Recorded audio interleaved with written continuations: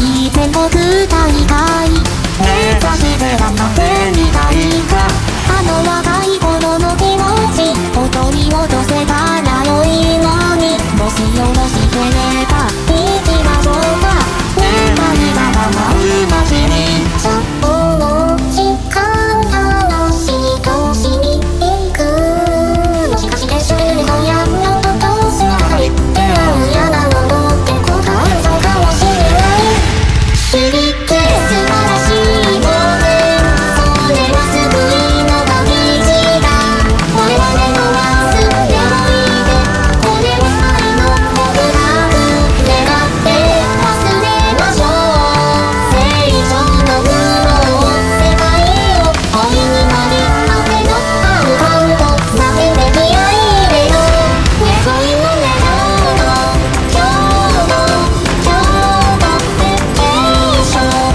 今日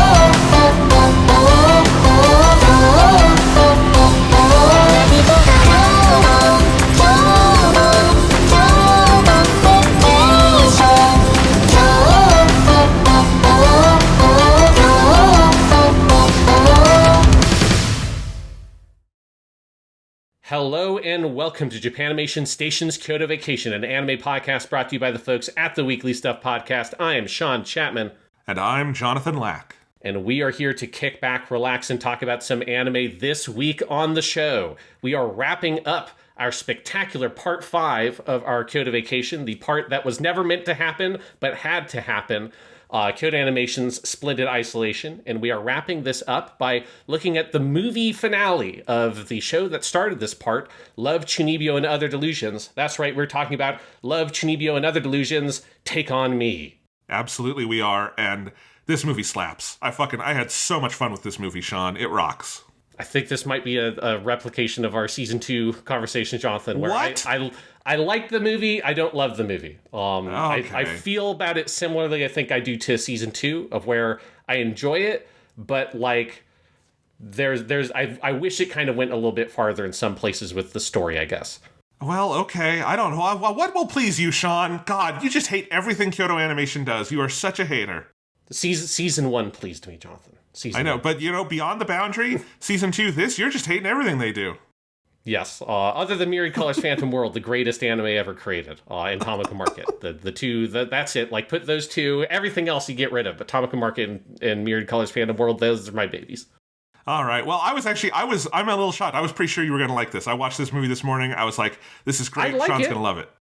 I like it. Yeah, I wouldn't say I love it. Like, there are parts of it I do like a lot, but there are, again, I think it's very similar to my feelings on Season 2, of where, just like my big picture thoughts are, it's a very enjoyable movie. It's got a lot of really fun gags. Having Nibitani Dekamori be this sort of like comic pair chasing our leads through Japan is a very, very fun whole, setup and all that kind of stuff. I think where the movie falls a little bit flat in places to me is that I still don't think that this series ever really found a great story to tell about Yuta and Rikka's relationship with each other after Season 1. And it's like, there's some decent stuff here. I love a lot of the stuff at the very, very end of the movie where we finally get the kind of culmination of this relationship, and the way that they do those last couple of scenes, I think, is fantastic. But I do think that this series struggled with finding a way to take the Chuunibyo parts of it, like the Chuunibyo aspects of Rikka's character, and tell a meaningful story about that. I just don't think has ever really happened since the ending of Season 1, and it kind of disappointed me that it didn't feel like the story here with those characters really went anywhere past what Season 2 already did with them. It just let them kiss at the end instead of faking us out at the end, and that's kind of how, that's the part of the movie to me that just didn't let it go to the heights of something like the K-On! Movie, Disappearance of Suzumiya Haruhi, Tamako Love Story. Like, we've watched some, like, great movie continuations of these TV shows, and this is not, a bad movie by any stretch of the imagination, but it does not reach the heights of some of the other stuff we've watched in that regard as the movie finale to this TV show that KyoAni did. I would agree with that. That's, no doubt about that. Is this as good as... Okay, very few things are as good as The Disappearance of Suzumiya Haruhi. Yes. It is not as good as K-On! The Movie or Tamako Love Story. And it continues the main thing of just that one thing all of those movies have in common is they had shows that kind of left something on the table to pick up on. And Love, Chuunibyo and Other Delusions Season 1 is pretty perfect unto itself and doesn't leave a lot that needs to be picked up on, in the way that I think there are things that maybe less so in K-On! And K-On! The movie is just so good at finding something. But there is, once you see it, you realize one thing that kind of is missing in the TV show that they're able to do more with, right? And I think those other ones all have that in common as well. One thing I did think about while watching this is you could very much replace Season 2 with this movie, because not a lot that happens in Season 2 is important to this movie. And I do think this movie does the basic arc they had for Yuta and Rikka in Season 2 better and more cleanly, in part because it's a movie, than Season 2 did. And I'm curious if in a world where somehow Season 2 didn't exist, or we somehow didn't learn about it and jumped from Season 1 to the movie, if you would feel differently, because it does, I think. And I do understand your complaint, though, because we don't live in that very weird world I'm outlining. This is the sequel to 2 seasons of TV. And I do think, it would be bolder, but I do think there are other ways you could go with this story to push the characters harder, to really dig in and interrogate on a deeper level the Chuunibyo side of things, and Rikka's dependence on it, her dependence on Yuta, the weird kind of pseudo father-daughter-like relationship that they have. There is a lot of juicy material you could go, but I think it would be kind of harsh to go there. And I think I think they're kind of, and I understand this instinct, I think they're a little bit afraid to go and push that too hard, because I think it would force you to kind of break the character of Rikka down more than they want to do, because she's such a likable, enjoyable character, and the engine of the series, especially post Season 1, is so much of the Chuunibyo stuff just kind of needs to be there. And I think this movie kind of asked the question vaguely, does the Chuunibyo thing need to be there? And it gives a sort of non-committal it can be there, it's fine, it's fun, and it just sort of leaves it there. And it doesn't really sort of answer the question of what happens to Rikka in her adult life. Can she go to college? Can she function as an adult in the world? Is she overly reliant on Yuta to function? There's a lot of things like that this movie sort of raises a vague kind of question about it in the first third, and then doesn't really want to follow up on it too much, because I think it would be emotionally a little bit brutal to actually try to tear the character down that much. And so they just don't want to push it that way, because it has the potential to kind of dismantle the series at its core if you did. I think I felt a little more resolution on those issues than you did, but I don't want to get into it too much here at the start of the show. I think we should probably do our little history segment and set the stage a little bit more. Yeah, so in terms of history, there's really not a huge amount of history here. Weirdly, I had a hard time finding stuff on this movie, just Googling around it online, because Googling about it in Japanese brought up the remake or the compilation movie so often that the trying to sort through the Google results just became very tedious, and I didn't have that much time to do it. So I have a pretty brief selection here of some notes, but there's a couple things here. So in terms of the dates we're looking at here, the movie was announced on May 19th, 2017 at the 3rd Kyoto Animation Do Fan Kancha, or appreciation event. And then it released on January 6th, 2018. So we're all the way out now at 2018 in terms of our timeline. We'll be reeling that back a little bit when we get into the next part and going a little bit back in time. But we're at 2018, which is 6 years ago, which feels like that's a lot longer than it should be, because time is bitch, but, the 6 years ago. No, it's interesting. There also is a pretty big gap between Season 2 and the movie, 3 or 4 years, which is a little odd. They have not done that with any of these other things we've seen so far, where the movies tend to be a little closer. They've had longer gaps since in things like Sound Euphonium, but that's also because COVID and the arson attack and stuff happened in the middle. Yeah, and I wanted to see if I could find anything a statement by Ishihara or someone sort of talking about that. There's nothing official I found. I don't know if there is an interview out there that explains that, but I assume that likely that is just they were busy with Sound Euphonium. They were doing other projects, obviously still in that interim, that eventually the opportunity came around to say, okay, let's do a movie and kind of wrap the show up. Because I think it's very clear at the end of Season 2 the show wants something more. Like that fake out kiss at the end of season 2 feels like it leaves the series open to a continuation in a way that season 1 didn't. So like I suspect the movie was a thing they always wanted to do. It just maybe took a while for it to become a reality. One thing I did find on the official website for the movie is that Ishihara Tatsuya released a comment on January 6th, 2018, just kind of talking about the movie, which I translated here because I thought it was an interesting little thing. So this is my translation of this comment he left on the official Q&A site. He said, "One of the themes of the film is journey. One can compare life to a journey, but even more than that, it may be something more like an open world RPG. It can be hard to know what to do in games like that, so some people may find them boring. But just like in life, I think it's boring if you don't pick a goal. Eventually you'll get tired of it. But sometimes you've had enough of events, and more than just completing those, you just want to go on a journey. In order to make this movie, we went to many places for reference. These days you can see all kinds of sites as reference online, but that is not enough to draw a picture. There's a kind of picture I wanted to make, and while searching for that, there are many things I discovered along the way. There are things you can discover while just wandering through life. Nibutani and Dekamori operate separately from Rikka, so it was fun, almost like Sugoroku, which is a Japanese board game. It makes me think that there's something I found in my own style. Rikka and Yuta's journey through life has just begun. I wish all the best for their future."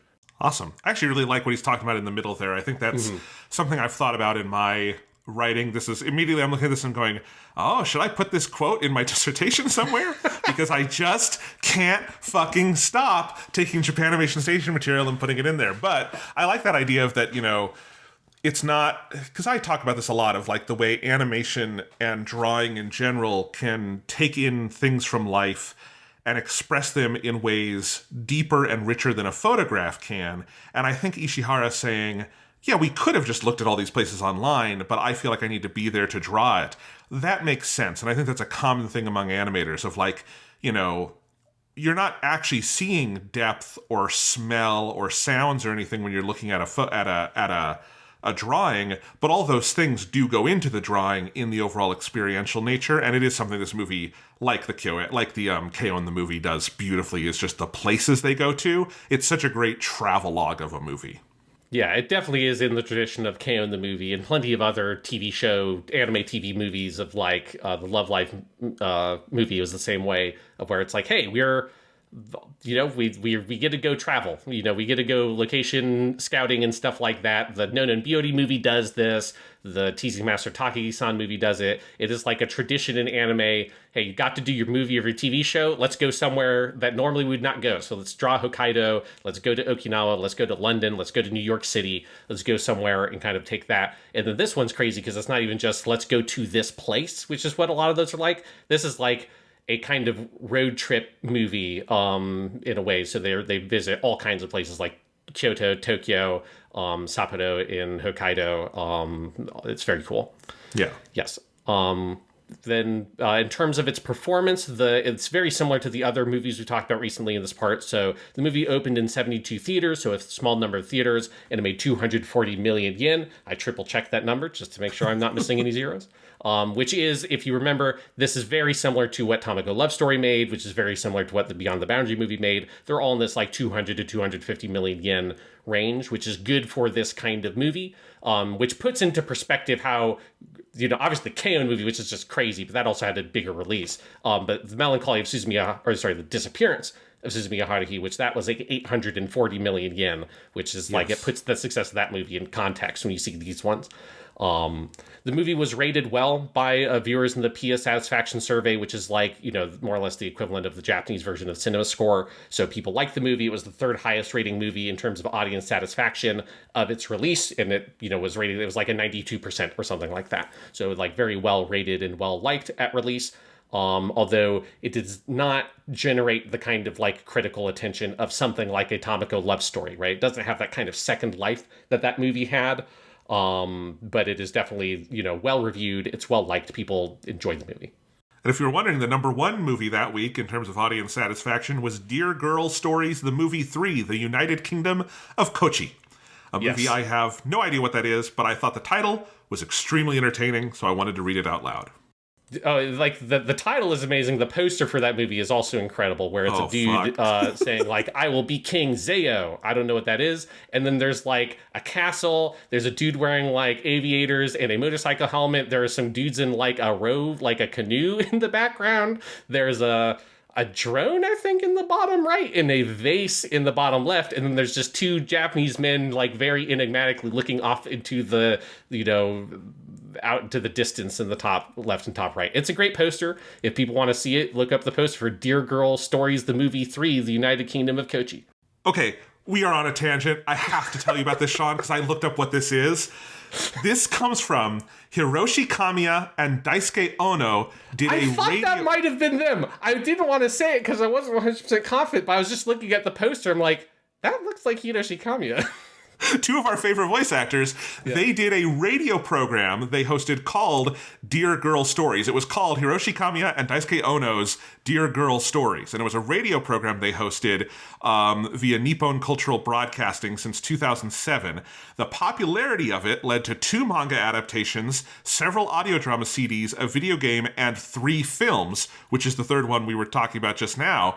In addition, for their 2014 film, which would have been, I guess, the second one, Kamiya and Ono formed their own house band, the Masochistic Ono Band, who later performed theme songs for the program. Did you know this, Sean, that they were in a band called the Masochistic Ono Band? No, I now realize I knew about the existence of this radio program. I just would never have associated it with this random movie that was in this list that I wasn't paying attention to that movie because I was just looking for Love, Chuunibyo, and Other Delusions. This is, there's a lot more here than I realized with Dear Girl Stories, the movie 3, The United Kingdom of Kochi.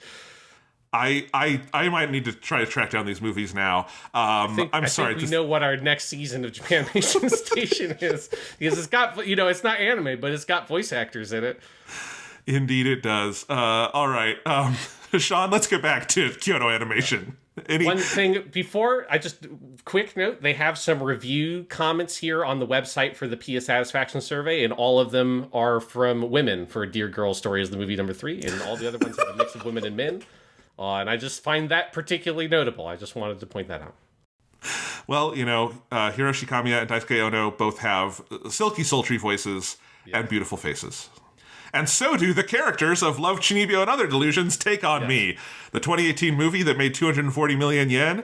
So I think that was all the history stuff. I mean, the crew, is there anything different from the show? I think these are all the same people. No, it's all the same people. Obviously, Ishihara Tatsuya is directing. Hanada Juki wrote the movie. Ikeda Kazumi did the character design. The music is done by Nijine. The storyboards, as far as I can tell, were all done by Ishihara Tatsuya. And then the unit directors are Ishihara Tatsuya, Takimoto Yasuhiro, and Kitanohara Noriyuki. So that's a power team right there. Yes. Yeah, it's actually kind of interesting. K-On! The Movie is the last movie we've talked about that had multiple storyboard artists. It was also longer. The last 3 we've talked about, though, were all Yamada Naoko did them solo for Tamako Love Story. Ichidate Taichi did them all for the Beyond the Boundary movie, and then Tatsuya Ishihara did them all for this. And I guess if I can kick into our main discussion here, Sean, one thing I'll just say right off the bat about this movie is I think we talked about this before with some of the other movies. KyoAni is just, I think, very good at making movies. They mostly do TV shows. I think they just have a kind of preternatural instinct for good, pacing and scale and everything of a film. And I feel it here, too. And again, I don't think this is as great a movie or anything as, Atomiko Love Story or K-On! Or Disappearance. But I think it is of a piece with those in terms of how kind of light on its feet it is, how obviously everything they do is stunningly animated, but how I think it does do a really cool job of bringing the aesthetic of the show and feeling like it has leveled up a couple of notches for movie theaters. Just in how well the movie moves, it just feels so tight, I think, moment to moment, it's a very well-told story. I think it's extraordinarily funny. This is one of the funniest things we've watched for KyoAni. I was laughing over and over again. These people are very good at making movies, and it's hilarious because movies are this thing they do on the side in between their TV shows that they're also very, very good at. Oh, yeah. I mean, I agree with that 100%. I think, the pacing and structure of the movie is super tight and feels very satisfying. It feels like it gets into the plot right away, which is great. Yep. You're on that road trip super quick. which is nice. Like, it doesn't take a lot of setup to get there. And then it's just got such a great sense of the dynamic between the different characters that creates a really flexible sense of pacing. And so that very fun kind of madcap global trot kind of thing, where there's a bunch of, like, I think of this as like an old school Hollywood kind of movie, where you had movies like this back in the day, where it's like, oh, we're getting chased around the world. Lupin the Third obviously is something that also kind of exists in here. That I think this has a little bit of Lupin DNA in there as well. Where you have our groups of characters, one of whom are on the run, the other are chasing them, and it's this like comic madcap race through various iconic locations in Japan. That dynamic just serves the movie very well to keep it super light on its feet. It's a delivery mechanism for a lot of different kinds of comedy that keeps the variety up really nicely. And then I think when you get to the end, I wish that it like had a little bit more meat to the drama of the movie, but it's got enough there to still have a satisfying conclusion. Is it as like fascinating and sort of big a conclusion as I would like? No. It still pales in comparison to the last few episodes of season 1, which I think really went to this really deeper place with its narrative. But for the purposes of this movie, it's still a very satisfying conclusion that when you get the big kiss at the end, like that has so much weight and momentum to it, and narrative impact to it, that it's very satisfying. Yes. You're talking about other like movies or old Hollywood stuff that do this. Another animated thing that does this kind of story is Charlie Brown. There are several Peanuts movies that are about Peanuts characters going on like some kind of trip. There's Snoopy Come Home. There's Bon Voyage, Charlie Brown. At least those two. Race for Your Life, Charlie Brown is the one where they're, I think, at a summer camp, so I think that one's a little different. But I would not be surprised if that was like a little bit in the back of their heads, because it's that same kind of these kids being precocious kind of and getting in over their head by going on this trip that is in actuality kind of a fun low stakes thing, but for them feels very big and heightened. It has that kind of Charles Schultz Peanuts energy to it through an anime lens that I thought was very charming. Mm-hmm. Yeah, and it allows the pacing to be very kind of infectious for the big middle stretch of the movie where all that's happening. Yeah. It is kind of interesting to compare this to K-On! The Movie. I think K-On! The Movie does this perfectly because of the kind of show K-On! Is, but K-On! The Movie does not get to them going to London for like 40 minutes because the K-On! Girls, look, they don't play by a 3-act structure, all right? They barely practice their instruments. You think they're gonna like hit the ground running with their movie? No. But I do like that in this one they really get into it like really right away. And it just moves great. Like I said, I watched this just a few hours ago, and it was a very fun thing to watch this morning. It just flew by.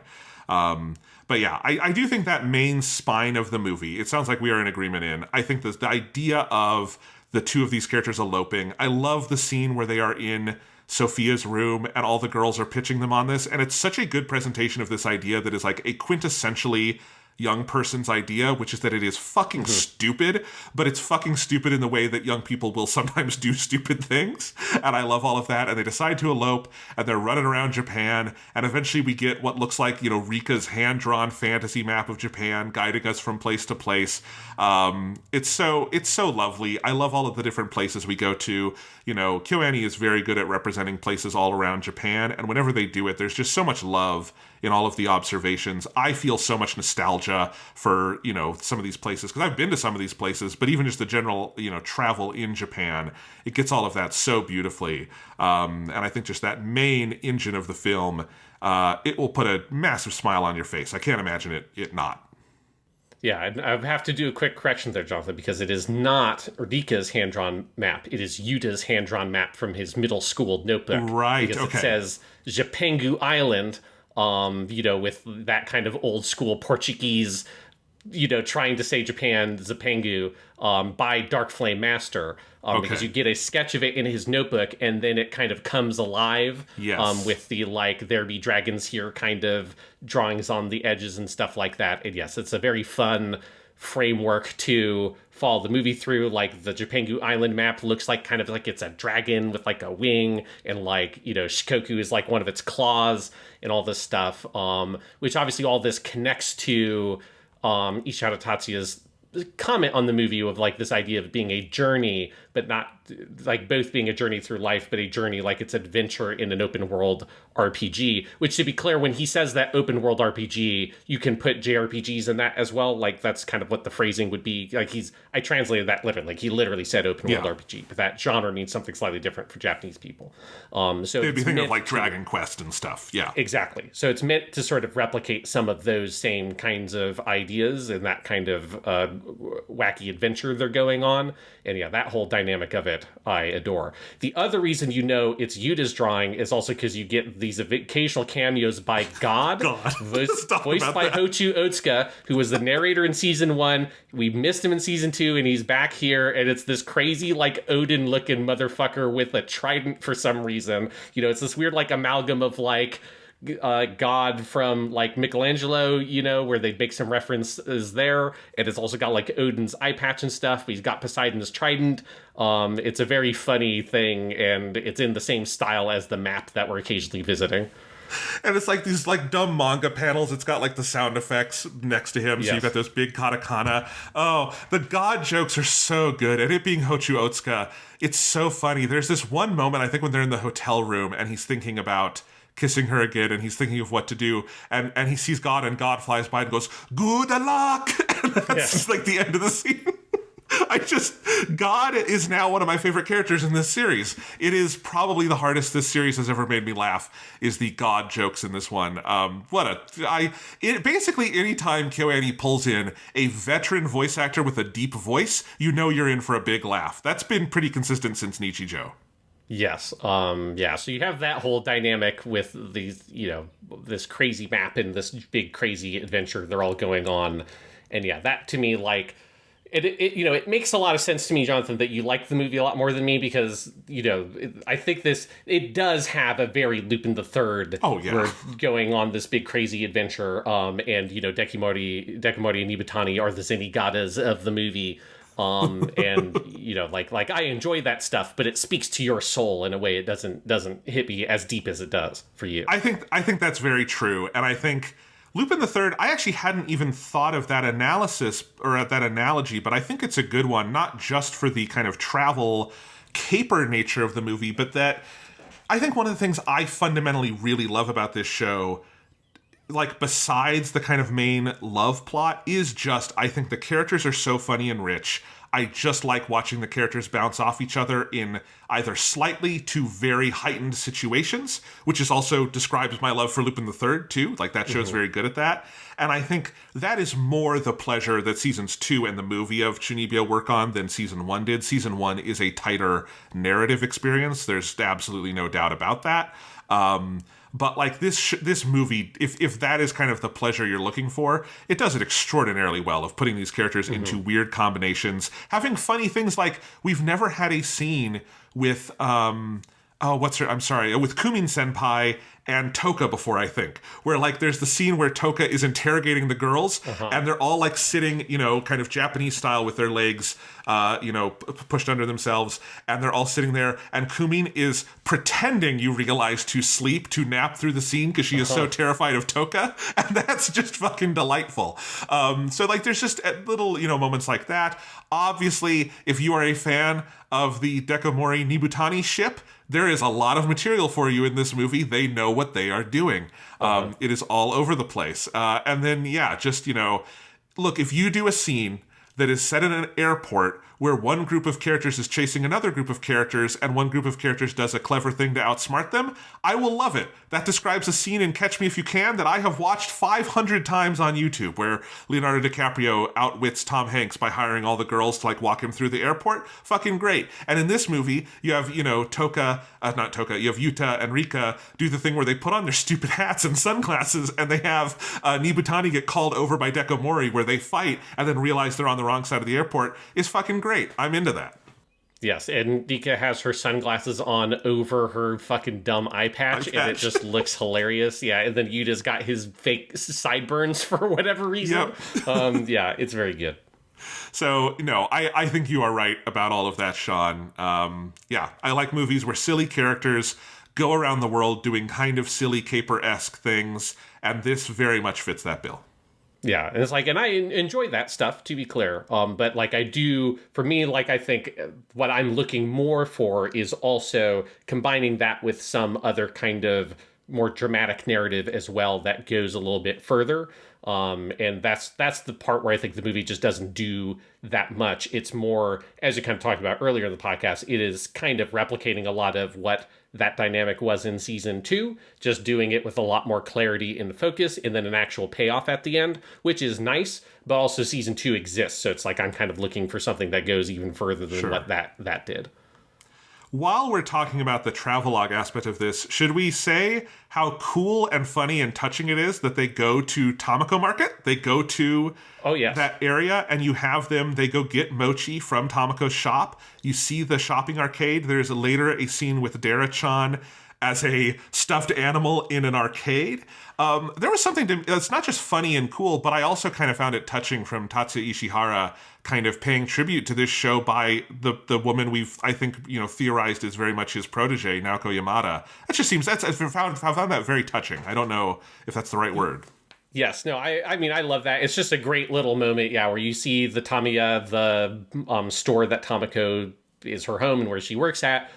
They get some mochi. They walk through the Usagiyama Shotengai, and you can tell it's like literally that because like the signs are there that have it, and all that kind of stuff. And it's obviously the same design, but it's literally tells you it's the same place.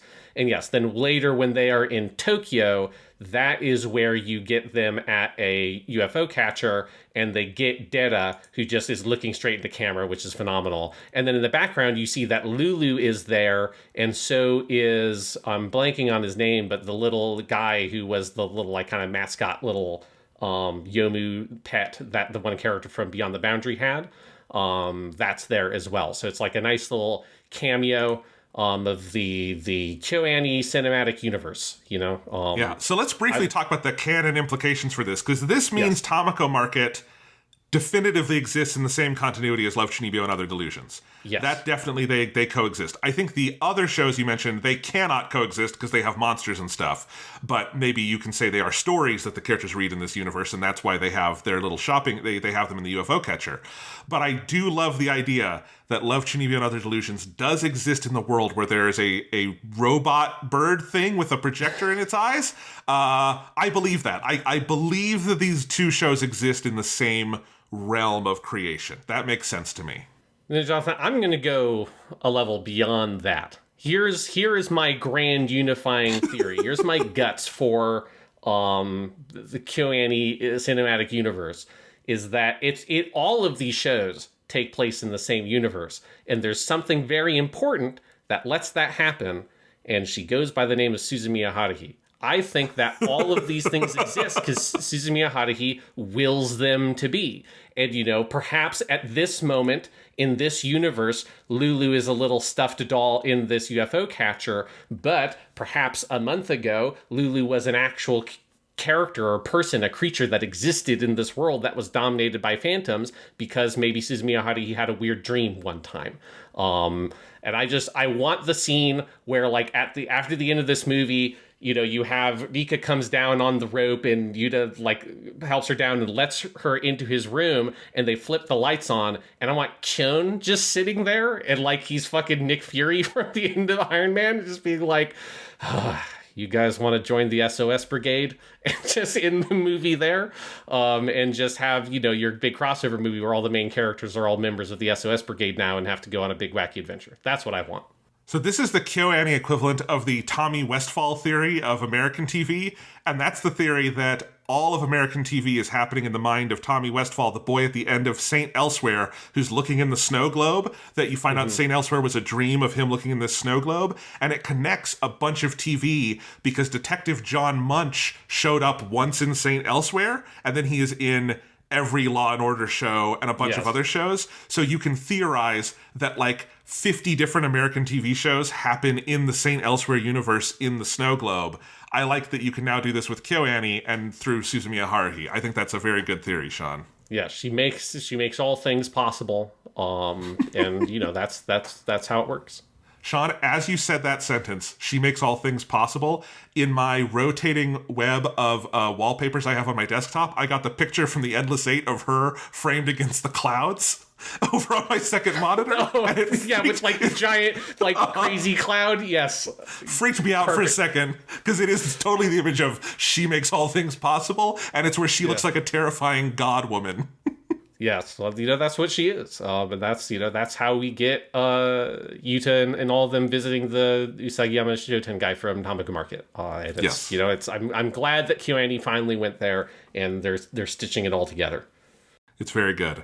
All right. So why don't we talk about the main action of the movie with Yuta and Rikka? I think, as we said, it is picking up on sort of a similar thematic thing that season 2 is about, which is how do we deal with the end of season 1 is both Rikka growing up to a certain extent, but also Yuta recognizing that this Chuunibyo stuff is not just an escape for her. It is not just something holding her back, that the two things can coexist. And I think both season 2 and this movie is questioning sort of what are the limits of that, though? How does that engage with them being in a relationship? And I will definitely concede some ground to you here, Sean, that's saying I think between the season 2 and the movie, do they fully explore what that question is, which I think is a very big, rich question that has a lot of dramatic territory to it? No, I don't think it fully explores that. I do think this movie explores it much better than season 2 did, because it puts more of a focus on it. It has some extremely good scenes where I think they discuss these issues, and I think it gives Rikka a little bit more agency in that than I think season 2 did, in kind of her side of things. But that is basically what this movie is about as well, where Yuta and Rikka take off because Toka wants to take Rikka away to Italy. Seemingly Toka is definitely fucking with everyone in this movie for multiple reasons, which is very funny and very true to Toka, because ultimately she just wanted everyone to come to their wedding, because she is marrying the guy who is the father of the little girl that we saw in season 2? Chento. I think that's the implication. I mean, there's definitely like some Italian dude, yeah. Yeah, because I think Chento is the little girl who's like with them in that final scene, which warmed my heart. I like the idea of Chento becoming Rikka's stepsister. Well, no, because you do have Chento is there, but I believe the girl that's walking with Toka, there's a little girl there. I think that's supposed to be Yuta's youngest sister, who is the one that she played house with in season 1. If you remember, you have all those divorce scenes. I'm pretty sure that's who that's supposed to be, because that's definitely not Chento, because Chento's in another scene later. You're right. Okay, you've gone through this with a comb for screenshots. I only saw it once. But yes, that makes sense. That's my headcanon, though. I like the idea that she's becoming Chento's stepmom. I think that's sweet. Yeah, I think that is still what the implication is. It's just that's not what I think they're making a joke with the divorce whole thing, and that little girl sort of giving her away. Yes, it's a good dynamic. Japanimation Station. Thanks for listening to Japanimation Station. If you're enjoying the show, please remember to like and subscribe, leave a review on Apple Podcasts or Spotify, and tell your friends. You can support the show directly on Ko-fi at the link in the description, and remember to check out the Weekly Stuff podcast, our long-running series on movies and video games and everything else on all platforms. And now, back to the show.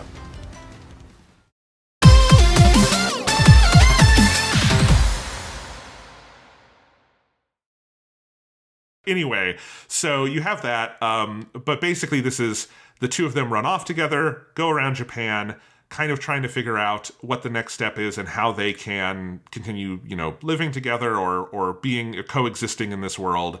And it winds up broaching the same kind of question season 2 did about when and how they will be more intimate, whether Rikka can kind of face a world where she starts to shed these Chuunibyo trappings.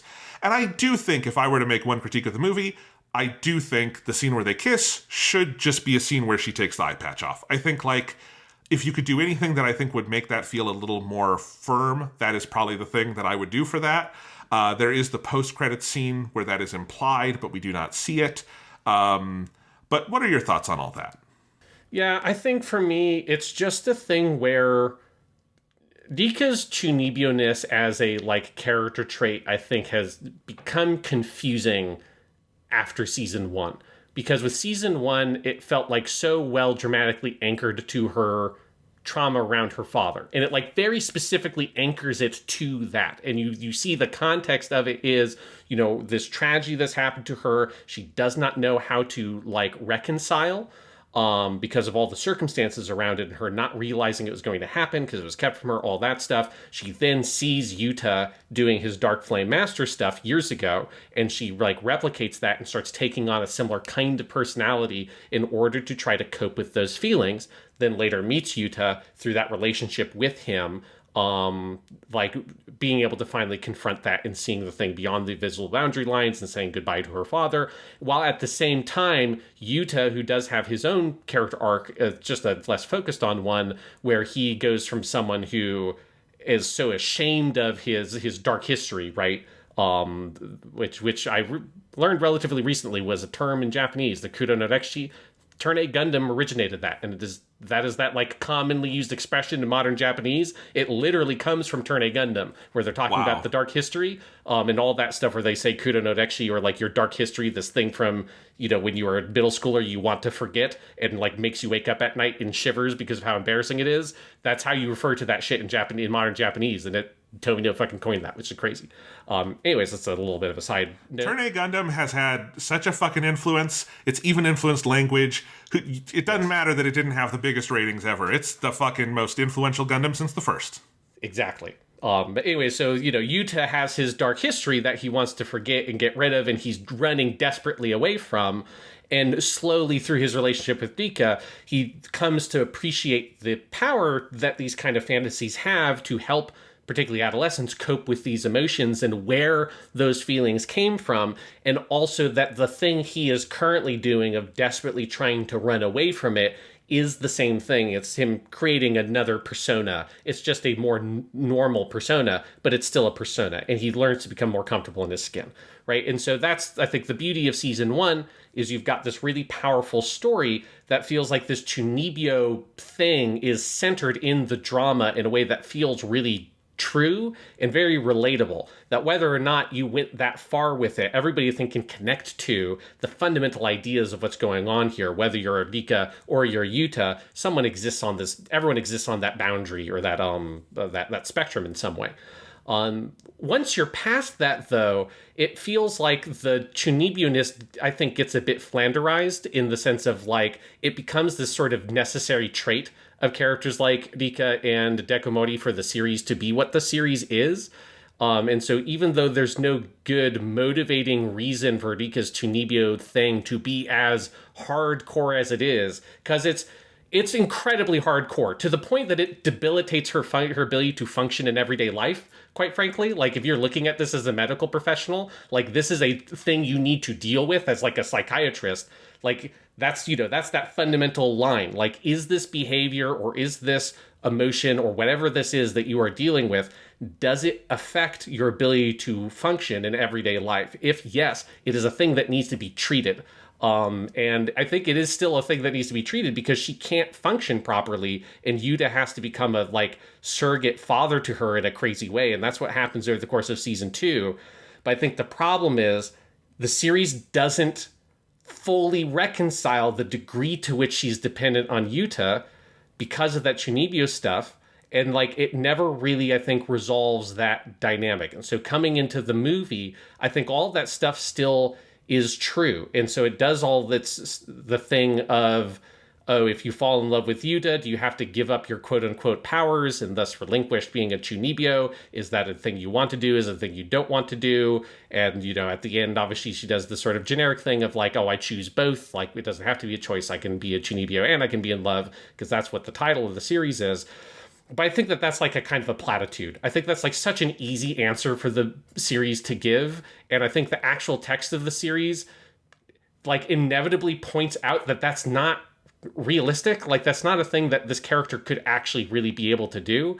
And it feels like, you know, if Yuta is able to find a way to be comfortable with this stuff and integrate some of his Chuunibyo-ness into his life in a way that still lets him function, but he can have fun with it, I feel like they needed to bring Rikka closer to that on the spectrum, rather than her being full on like I go through the fucking metal detectors at the airport and it goes off and I go, don't shoot me, and like take out my 2 umbrellas, right? It's a funny gag. It's a hilarious gag. But that's like, I think the thing with it becoming a flanderized character trait is that it gets in the way of the story's ability to actually dramatically interrogate these dynamics. And it is not able to go far enough because it's clearly a thing that Rikka is going to have some problems later in life if she doesn't deal with this at some point, because you just not, even if they get married, you just not always going to be there to bail her out of that kind of shit.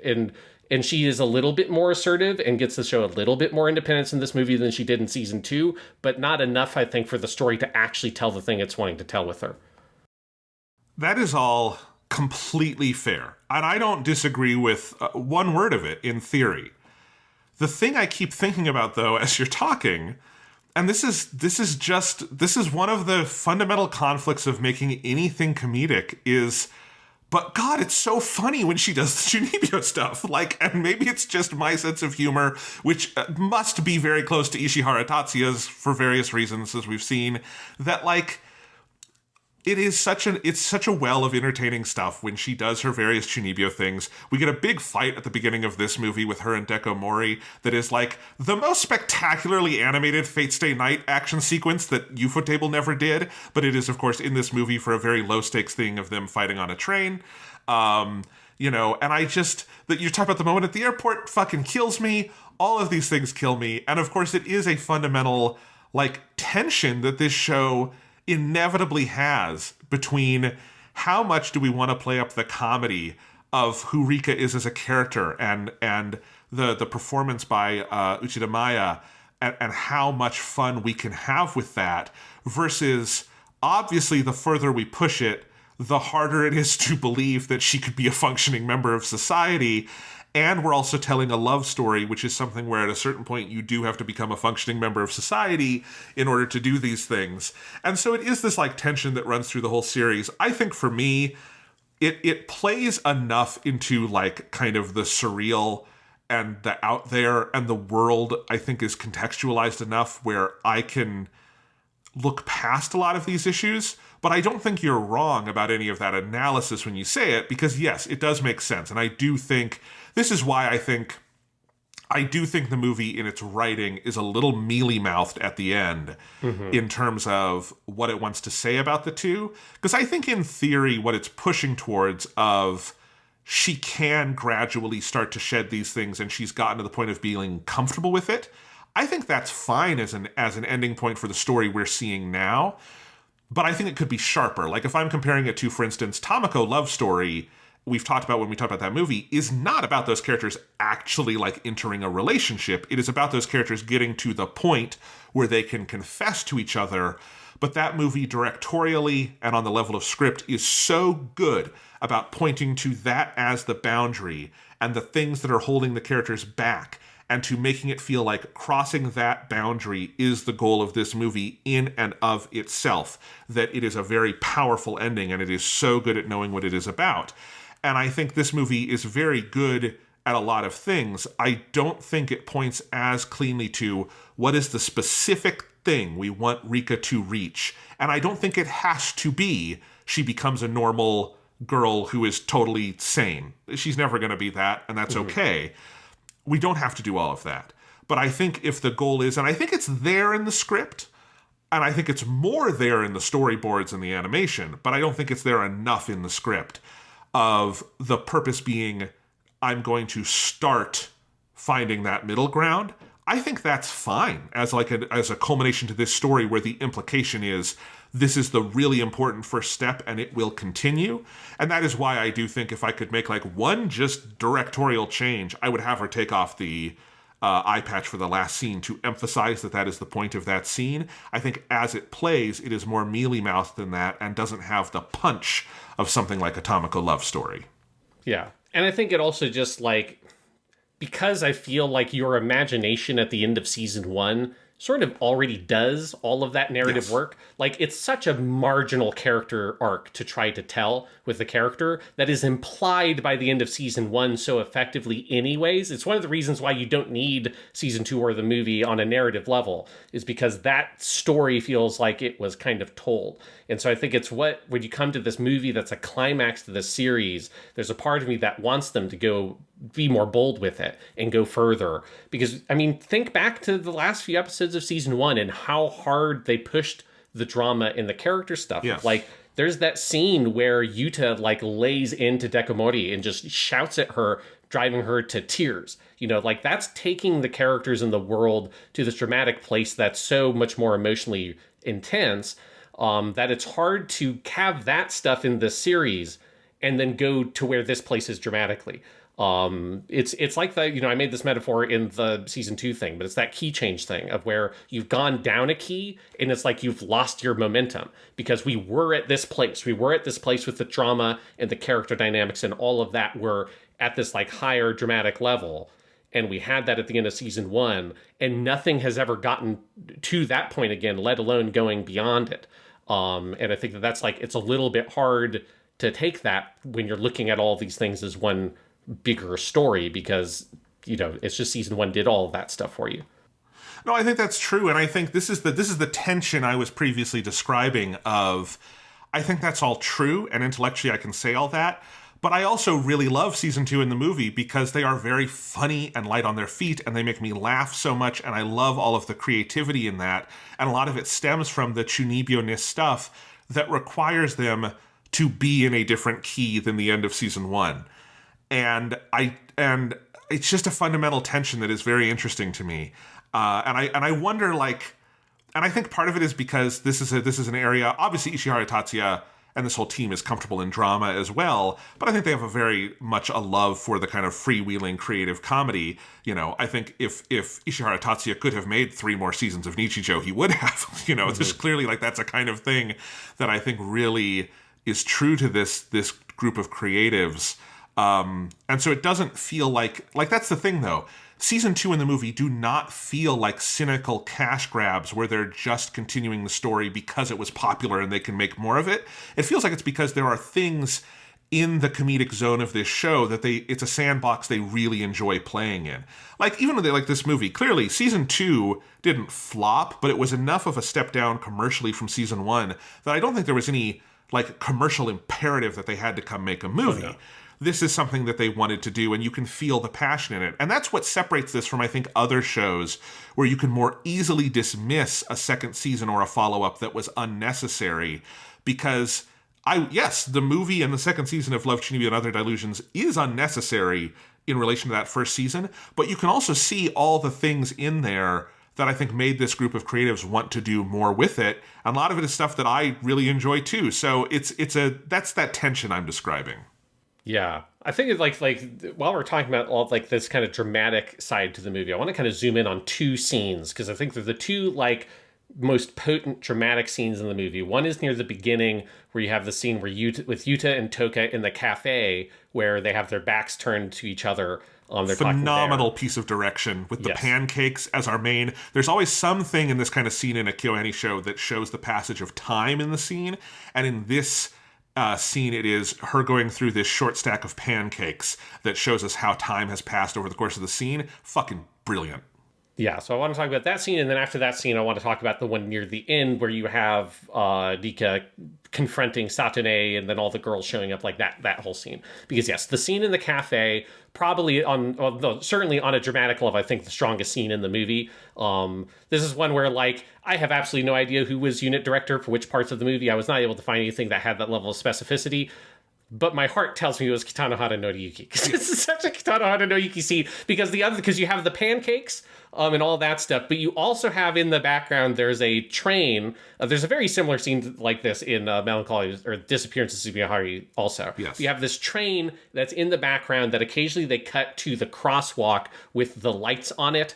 And like slowly over the course of the scene, like it's building up to this train passing, and then eventually the train cuts through in the background of the scene and all this stuff. And it's the scene where Yuta is confronted with Toka and her kind of interrogating him over what he's trying to do. And he slowly kind of starts coming to this explanation of, he tells this story about being a kid and who found this chrysalis, and he thought this chrysalis was super cool, and he picked it up and he ended up damaging it, and it scared him that he might have killed the creature inside. And then ultimately the butterfly came out of the chrysalis, and even though its wings were slightly deformed, it still was able to fly away. And Yuta's not able to sort of like, he sort of leads us to this story, but he himself is not able to really kind of explain or fully process what it is exactly he's trying to say. And I think that this is a great piece of scripting and writing. I think it's a very like effective scene of where you're seeing the dilemma that Yuta's faced with, of he's confronted with, like, what does it mean? This is my reading. It's like, what does it mean to try to support this person he really cares about, who he believes is going to blossom into this butterfly, right? That she is this larva in a chrysalis who is struggling to break out of it, and that chrysalis is her Chuunibyo style coping mechanism and all that kind of stuff. And that eventually she will break out of this and be a butterfly and be free. Like, and what breaking out of the Chuunibyo-ness means in this context, we don't really know, right? Like, whether that's like, because I don't think he's thinking, and she will never be able to have fun with an umbrella and become a boring person, but being able to get to the point where it is no longer this kind of coping mechanism that is a shield, and more just a part of who she is as a person, and she's able to go off and be more independent and more functional. And that feels to me like kind of what this scene is leading us to. That's like what Yuta's thinking is, and he's struggling to understand, how do you do that? Like, how do you handle this chrysalis and protect this chrysalis without damaging it and kind of help this person? And I do think that that's a really great point and like kind of a starting point for his character and for his character arc. And I think if there's like a big issue with the movie, it's that when you get to the climax, I'm not confident that this idea has actually been paid off in any meaningful way. Like, has she become the butterfly at the end? Like, has she broken out of the chrysalis? Like, is that a thing that's happened? It's not clear to me. There's actually like a surprisingly little to no visual callbacks to that metaphor at the end of the movie, which I was kind of surprised by, because it seems like, obviously she's got the ring, right? Which is motifed like a butterfly, and she's always had a butterfly motif to a lot of her like gothic lolly fashion stuff. But it never really brings us back to this idea of the chrysalis and the butterfly. And it's like a strange thing about the ending of this movie, that you have this really memorable, powerful scene that's so well directed, it's so well written, it sets up the stakes of the movie and what Yuta's trying to do. And then by the time you get to the end of the movie, you look back on it and I'm like, is that what actually happened? Like, did we pay off this scene? Yeah, and I think that's true. And I think if you were to have a version of this movie where, you know, there's the part where Rikka leaves Yuta for a little bit when they get to the area where her mom is. And I feel like that's where the payoff probably needed to happen, was somewhere there where they're isolated from each other for a little bit, right? Mm-hmm. Like, and when they reunite, that's where you would get in some way the payoff for that. And the payoff is mostly, it is a smaller scale thing than what is suggested by the chrysalis metaphor, which is the two of them, you know, being comfortable enough to kiss, and her to say like that she, you know, is gonna grow up eventually and that kind of stuff. And is okay with accepting love, even if it means losing her powers over time, which is what the ring symbolizes in the film. Yes. And that leads us to the second scene I want to talk about, which is one at the end, where you have Rikka is there, and Satane and Kumin have gotten their Sawa-chan sensei from Kano the movie style, of where like, yeah, fuck it, they're just here. Yeah, they're just here. It's just like Sawa-chan sensei, she just took an overnight plane, and like, whatever, she's just here, and it's fine because we need these characters to be here, and who cares? And so she confronts them, and it's a beautiful scene, you know, this classic, like, you know, at sunset with the beautiful oranges and stuff in the sky. And this was a scene that, to me, it looks very good, and it's very well directed, but where the writing of the scene for me fell completely flat, because I just feel like at a certain point, I vaguely understand the kind of metaphorical lens through which they're using the Chuunibyo stuff, But there's something about when Rika's talking about like, oh, like when I have this ring on, it makes me feel like I'm losing my powers, that I just like do not dramatically connect to that statement in any meaningful way. And this whole confrontation, which is just a mirror of like scenes that were in season 2, of where Satane tells her like, oh, I made this choice of chose not to change and stay as a Chuunibyo, and walk away from this potential relationship with Yuta, and like you are now faced with the same choice, and I think you should let go of Jao Shingan. You don't need it anymore. Like it wouldn't. She says this thing. It's like, I mean, it doesn't really matter, right? Like it wouldn't really affect anybody. Which I thought was like kind of like an interesting point to make, of like nothing is actually lost if you abandon the Jao Shingan in like a bigger picture sense. And then Rika comes to this conclusion of like, no, I can't do that. And she expresses, it's one of the few moments of kind of internal insight we get into Rika, because we're at a distance from Rika for so much of this series. It's not just the movie, but like season 2 for sure. Season 1 for a lot of it, although at the end you get a lot more of that internal insight into her. But you get this thing of like, we get a kind of internal monologue where she describes her fear, which is that she sees that her understanding is that Yuta likes her because of the Jao Shingan stuff, that like that's a part of her identity, which is an essential part of her, and he likes her. Therefore, if she's no longer Jao Shingan, or she changes and gets rid of that, therefore Yuta won't like her anymore. And that's the thing that she's like afraid about. And there's something about that sequence that to me, it just did not play to me in a way that felt meaningful. Because it's like, I see in a metaphorical sense of like, yes, like an anxiety around feeling like if I change as a person, do my relationships with the other people in my life change? And am I comfortable with that, or I'm afraid of that?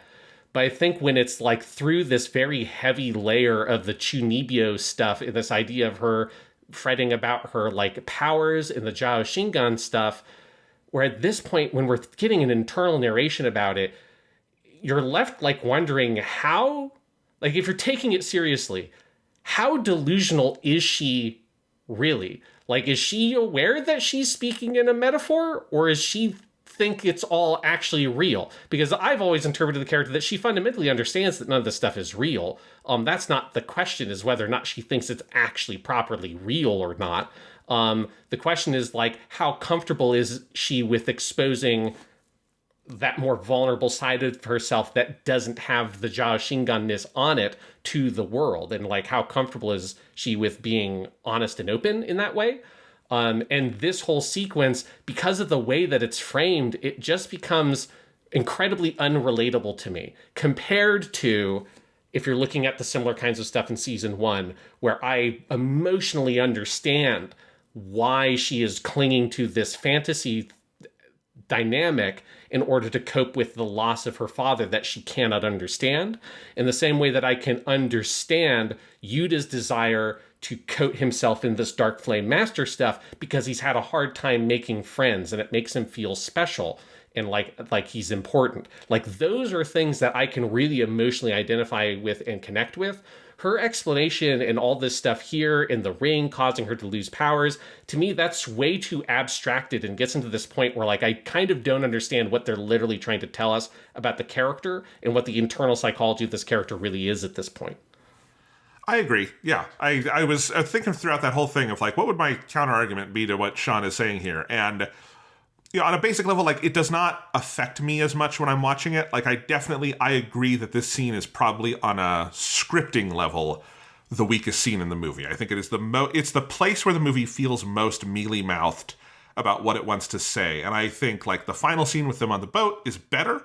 I think there's scenes on either side of it that like do this sharper. I think you're right that it is, especially in comparison to the first season, whatever metaphor they're doing with the Dark Lord Shingan stuff is just fundamentally not as sharp.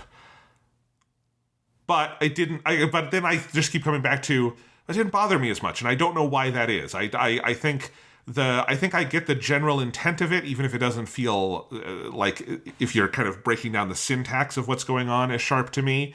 And yeah, it's just this is true of season 2 as well, where it is just, I think the show can be incredibly sharp about its characters when it comes to comedic interactions, anything that is more light on its feet, and particular moments of drama. I think anything also like moments of sweetness, it is very light on its feet, and it is very sharp about that. And then I think when it comes to, this is probably the greatest weakness of season 2 and the movie, is that it loses its fastball a little bit when it comes to interrogating the specific relation of the Chuunibyo and the romance or the maturity arc of the characters.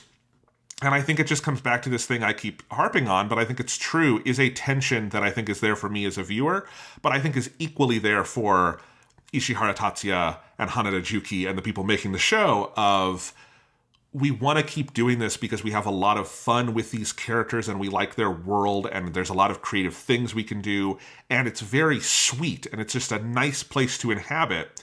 But the more you indulge in the comedy, the harder it becomes to account for things dramatically on the other side. And at a certain point, I'm not sure you can fully square that circle, or if you can, they're not able to do it in season 2 in the movie. Does that make sense? Yeah, absolutely. I mean, I think that's like the thing that they're faced with, and the ultimate choice they make is decide on the side of the comedy rather than make it a more radical movie than it is, because there's the potential for it to become a more radical movie. You know, like another thing I think is notably absent if you're thinking about it from a dramatic sense. And I don't want to play the game of like, how do you fix the movie or whatever, but I think a step that with the ingredients they have, that if they wanted to make it more radical would make a lot of sense of something that's not here, is there's no point at which Rikka actually has to confronts Toka with what's been going on, which feels like would be the more natural thing, rather than her being faced with Satane in this like scene in the sunset at the end, who's a character that really has nothing to do with this movie, right? It's the only thing about this movie that you could not just watch this film after season 1, without any additional information, because you'd be totally baffled by the existence of this weird pink-haired girl that's in like 3 or 4 scenes.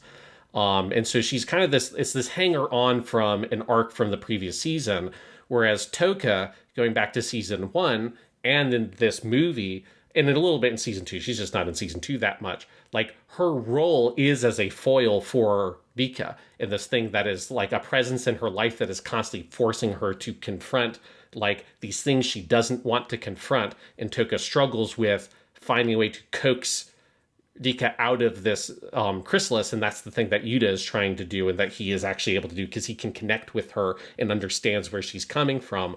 And I do think like there's a potential to have just like a richer dramatic climax that again would end up being more radical. And I think it's harder to do all the comedy stuff they want to do if you go in this more radical direction, but that has Rikka and Toka have a true come like heart to heart, or like a coming together and a confrontation that resolves these ideas. But I think that would also end up Rikka coming out on the other side a changed character in a way she is not really changed by this film.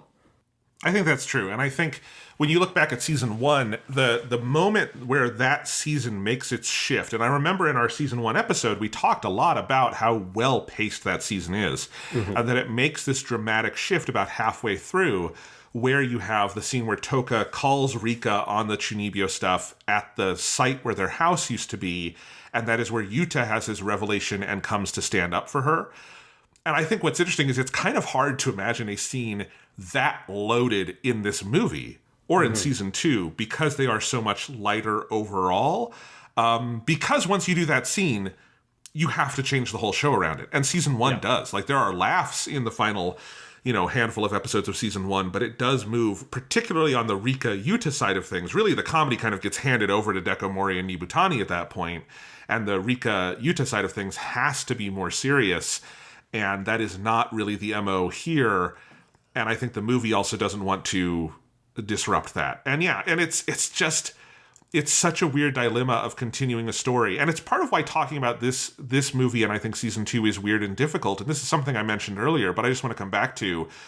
You and I can both name plenty of examples of anime or live action TV shows or whatever that have a great first season or something, and then come back for an unnecessary season, and you can just feel the cash grabness of it that kind of cheapens the brand. Or it's just sequels in general, right? And this is not that. And that's what's so weird, is that there is so much artistic passion and creativity. I don't think there's any point of season 2 or the movie where you look at it and go, wow, they're really phoning this in. Like, there's too much effort going into it. There's too much active engagement with the material, but it does not overcome that feeling that season 1 is kind of this perfect thing over here that stands very tall. And then there are kind of these additional seasons that are mostly there for laughs. And I just think that's weird. I can't really immediately think of an analog to that where it exists in this kind of nether space, if that makes sense. Yeah, and I agree with your assessment there. That like it is not a thing where it feels like they're phoning it in. I think it is just a thing of where they are struggling with the nature of like what is it to try to continue the story and what are the elements you want to focus on.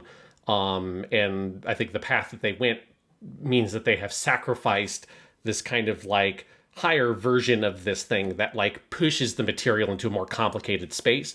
And they've just sort of erred away from that in order to embrace the comedy more, which is fine. It's just like, for me personally, that's, especially after season 1, that's just not what I'm looking for. And so it ends up, I kind of feel a disconnect a bit in those sequences where they're trying to do some drama, because you have to do some of it, but they've kind of defanged the series to an extent based on what it used to be like in order to do the comedy to the level that they want to do. Yeah.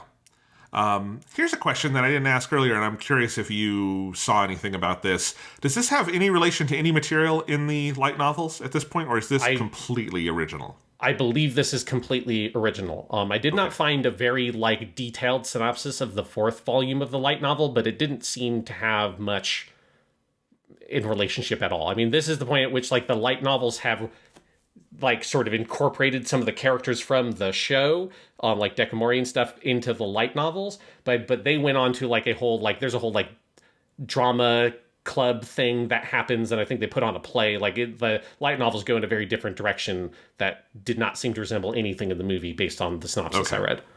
And because the last light novel comes out about a month before the movie does. It comes out December 2017, and then this was January 2018. So yeah, that's when that all wrapped up. I was just curious, because like season 2 does take Satane from the light novels, but nothing else, right? Or very little else. Yeah. Mm-hmm. So that's interesting. What else to talk about with this movie? Or like, is there anything else more to say about kind of what's going on dramatically on that side of the movie? I think we'll hit the kiss scene at the end. I want to just like, because I just kind of like punched the movie a bunch, but it is a very funny movie because I want to just let's run through some of the gags, because let's do it. There are a lot of really good gags. Right away near the beginning, we already talked about the god stuff, which pops up right near the very beginning. But there's also this amazing gag where you through the whole opening scene, you're occasionally cutting to this shot of fucking Kumin in the room with a sword sticking out of her, while you're then cutting back to these different scenes of the other characters, and then eventually they all meet up in the club room, and he opens the door, and Kumin's just there with a sword sticking out of her, and she goes, "Kumin, no!" And then she just gets up, it has this ridiculous sword prop, and she just says, like, "Oh, if I have this on, it lets me sleep like the dead," and they never address it again. And it's fantastic. That is a great joke. Yes. Love that. I love also, and I almost want the fucking spin-off show or movie about this, the student council dynamic. Yes. Where you have Nibutani at first acting like she's president of student council until we learn she lost and came in second place to Dekomori, who is the real student council president, which to me suggests a Kaguya-sama Love is War style rom-com between these two, where they are... God. Yeah, where they are figuring out how they're going to confess to each other by the end of the year. Tell me you don't want that 13-episode anime season. Holy shit. Yeah, Kaguya-sama Love is War, but it's just Nibutani and Dekomori would be incredible. And, like, occasionally some of the other characters just intersect. Yep. And we have to get Kumin in there to be the Chika role, the kind of like weird airheaded character on the side that ends up creating the insane scenarios that the characters have to go through. Yeah, yes. That would be pretty phenomenal. Because it's great. It's so good. There's that shot in the flashback where she briefly flashes to see, like, the day that the election happened, and she's doing that thing where she's, like, biting on a piece of paper to stop herself from screaming, seeing the results, and it's just so good. Yeah, that is phenomenal. I love. There's also like some good little stuff around the edges of them picking up the thing from the end of season 2 where Chimera gave birth to all these kittens, and so you have all these kittens at home, which I love the designs of all the kittens. There's the black one, which Rika also brought to school, which she called Skila, which is one of the monsters from the Odyssey, so you can only assume that all of these cats have been named after weird mythological monsters, which I love. I love in their attempt to try to design 6 different kittens, eventually they're like, oh, we're just going to make this one red, and we're going to make this one blue, because we have run out of colors to distinguish these kittens. And they're only in a couple of shots. And here's just a red cat, like it's Clifford the Little Red Cat. It is, in microcosm, something I tell people who don't watch a lot of anime when they ask me about anime and they want to do the very academic conversation about, like, what is it in the Japanese psyche that makes them draw characters with different hair colors? And I have to go, because they're artists in a racially homogenous culture, and if they only drew characters with black hair, it would be really fucking boring and hard to differentiate, and so they use a lot of fun different hair colors because they're artists. That is, like, with the cats, that is that whole idea in microcosm. Exactly, yes. No, I think it's some sort of deep underlying subconscious desire by the Japanese people to have red hair. Like, I think that's what it is. I think it's like it's baked into their genes. I assume this is not a racist thing at all, and it's just I'm just saying it like it is, man.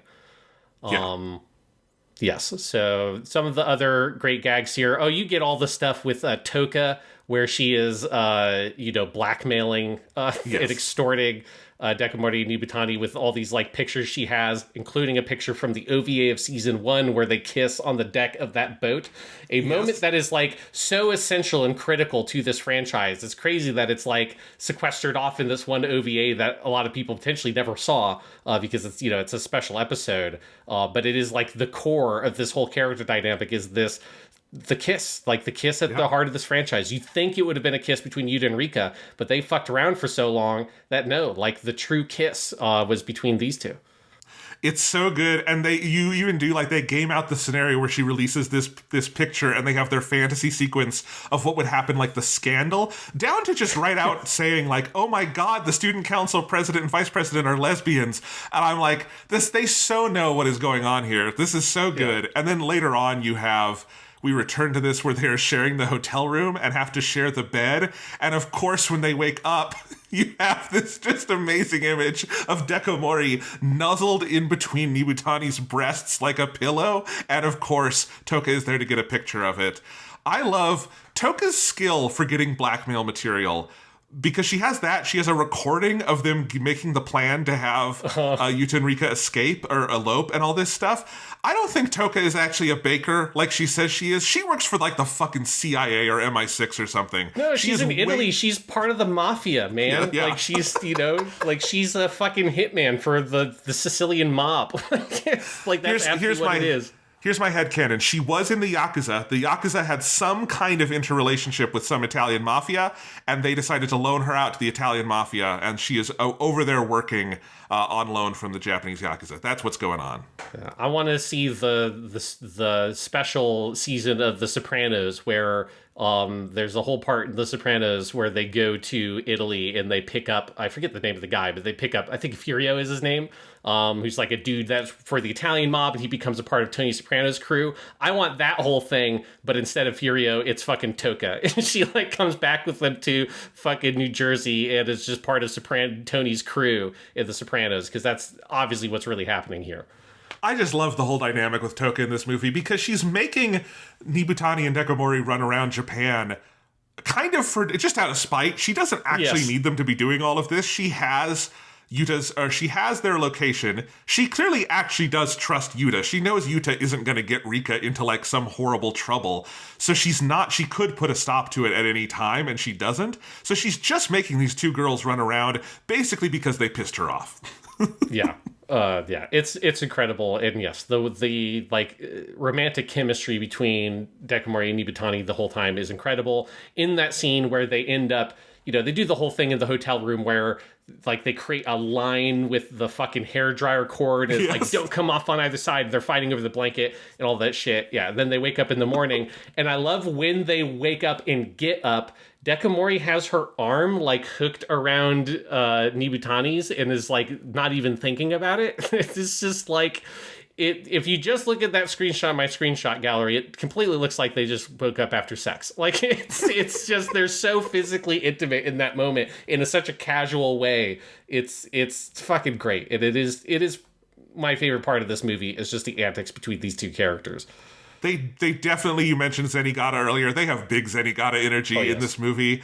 And then there's also the scene where they're at the airport eating sushi, and Nibutani tries to get Dekamori to eat this one with all this wasabi on it. Then Dekamori exchanges it, and then she just shoves a wasabi sushi into her mouth, and they're both like fuming at the mouth as Toka comes and like slaps them on the head. Oh, it's great. Yeah, all that stuff is phenomenal. Although we skipped over, I realized my favorite joke, which is a joke that they didn't translate because it probably was hard to translate, but it is the thing that made me laugh the hardest. This is earlier when they're in that tower that kind of looks like the Space Needle kind of tower. I forget what the actual tower's name is in Japan. But they're in that tower. And this is the first time where they confront Dekamori, and that big fight happens. And after they transform, Dekamori like says, it's like, I'm sorry, but this is for self-preservation. And it's the word hoshin in Japanese. Those kanji are written on her eyes. And then Rika looks at those kanji, which is, this is some sort of insane cartoon logic that she can see this. And she's like, and she pauses for a second, and she says, Shinpo, because she's reading the kanji backwards. But the thing is, Shinpo sounds a lot like the word chinpo, which means dick. And it's kind of like a slightly crude word for it, like maybe more like cock would be the way to say that.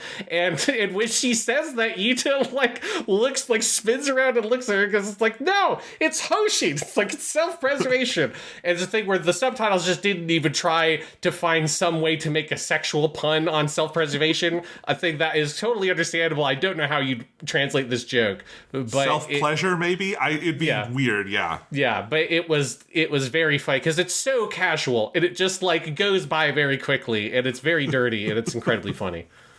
You also get the joke there where Yuta shoves the milk in her mouth to get her to stop and then drinks from the milk himself, and Rika is pissed off for a while because he indirectly kissed her, which is a great little moment. Yeah, that's phenomenal. You have the whole big elaborate sequence. This is, a classic Japanese rom-com gag of where they go to stay in a hotel that's obviously actually a love hotel because it's like this big crazy castle. And then there's the part where they're looking through the rooms and end up on this thing that allows them to pick cosplay. Obviously for sexual purposes, but Rika's just like, oh, look, cosplay. And then Yuta's face like turns to stone, and he then imagines Rika in all the different cosplay, culminating in an incredible joke where it's Rika in the crazy, like, carnival, like Brazilian carnival gear from the insane ending theme from the season 2 shorts with like the big wings and the bikini and all that shit. And I think she like name drops that weird title of that song as well. And I love that they make that reference, and then that's when Yuta has a whole big crisis of conscience of him sexually fantasizing about his girlfriend, which is like, dude, it's okay. Like, you can sexually fantasize about your girlfriend. It's like, it's okay. But that's where he has God there, and God's like it's A-okay. And he gives him like this A-okay sign, and Yuta thanks God and becomes Adam on David's or Michelangelo's Sistine Chapel, when they're like touching God. And it's a very funny, big, elaborate, crazy sequence, and it's very funny. It's fantastic. And if you're watching this on YouTube, that is the image I have selected for this episode, is the Adam drawing, because it's so good. It's very funny. I wish, they kind of chickened out a little bit. They didn't put the dick there. I would appreciate, it's art. It's art. It's classical art. You can put the dick there.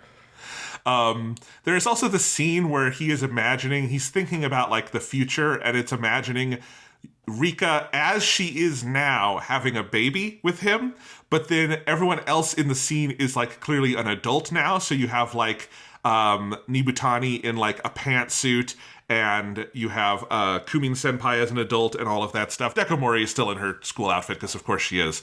And she's like coming up with stupid names for the babies. That's a funny scene that also points towards maybe the dramatic problems we were talking about earlier, because this could also just as easily be a scene about, oh God, what's going to happen when we're older? Yes, yeah. This is definitely one where it's like, it's a very funny gag that also points at the issues with like if they don't try to do anything about Rikka's whole thing.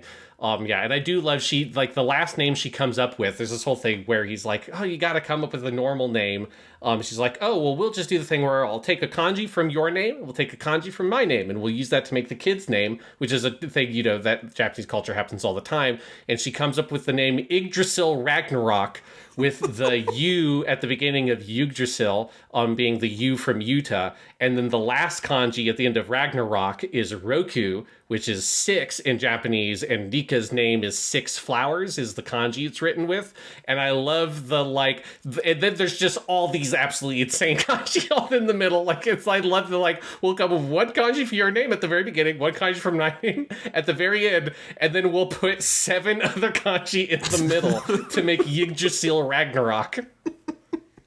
It's good, and the payoff to that scene is great because he fantasizes all this, and then he goes, well, that wouldn't be so bad. Actually, that's a pretty cool name. And I love when you see Yuta's teenage side come through. And it's like, well, what would be the problem with that? That's pretty good.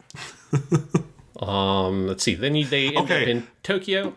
They end up in Tokyo. There's the scene in the weapons shop. And so we have a whole insert song here by Zach. That is very fun, but because there's a song playing over it, he has this whole conversation with God that is done completely in subtitles. I loved that. And how they had to figure out how to subtitle that is all messed up, but it is hilarious that they do this whole elaborate conversation with God trying to egg him on to buy weapons in subtitles. Yes, while the song "Please Take on Me" with a heart at the end, which is the name of that insert song, which I appreciate. I wonder if they want to just call the song "Take on Me" and then Aha's lawyers called them as no, come on, guys, come on. We can't stop you from using the name for copyright reasons, but you can't use the song. Yeah.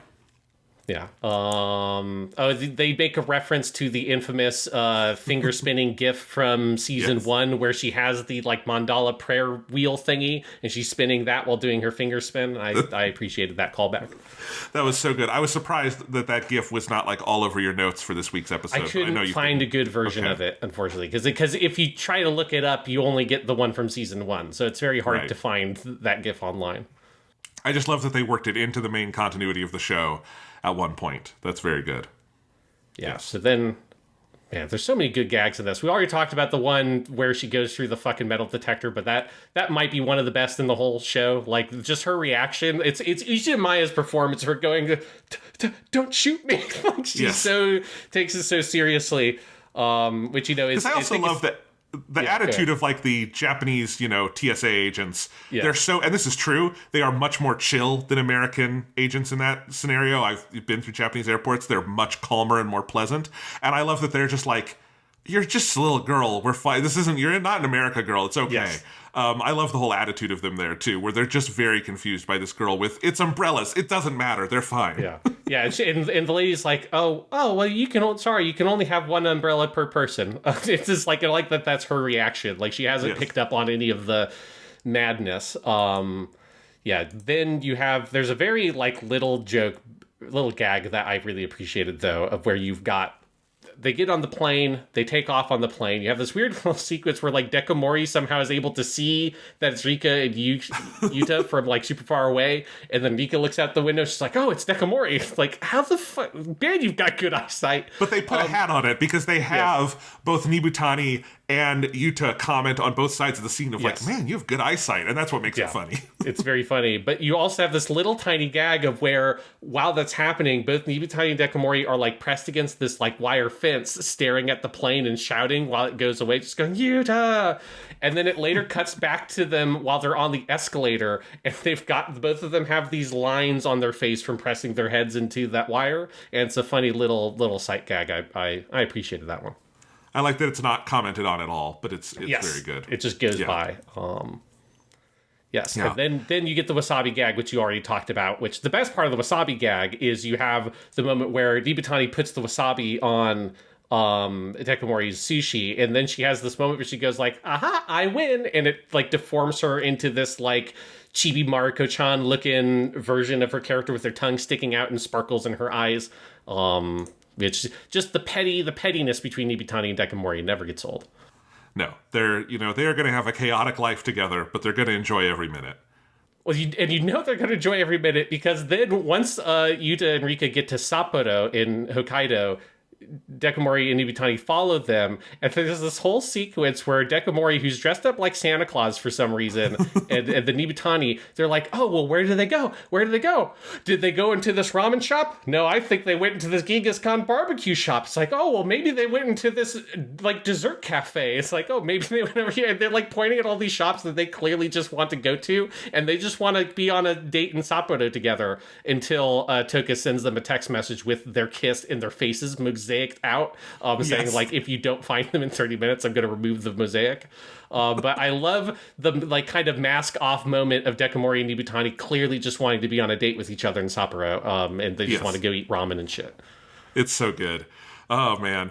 And then there is the by far weirdest thing in the entire movie, which is that in the train sequence where they are on an overnight train to go find Rika's mom, they're in a compartment, and the is this one of the mini Daisuke Sakaguchi characters? Is that right? No. This is the guy who plays Kira Yamato in Gundam Seed. Oh, right. Okay. But it's the best friend character that in every other KyoAni show is Daisuke Sakaguchi. Yes. And he had a pretty big role in season 1. He had a very minor role in season 2. And in this one, he just randomly is on the train next to them. Yuta assumes he was also roped into this by Toka, but no, he is on a cross-Japan trip to try to get over his heartbreak from Kumin Senpai graduating.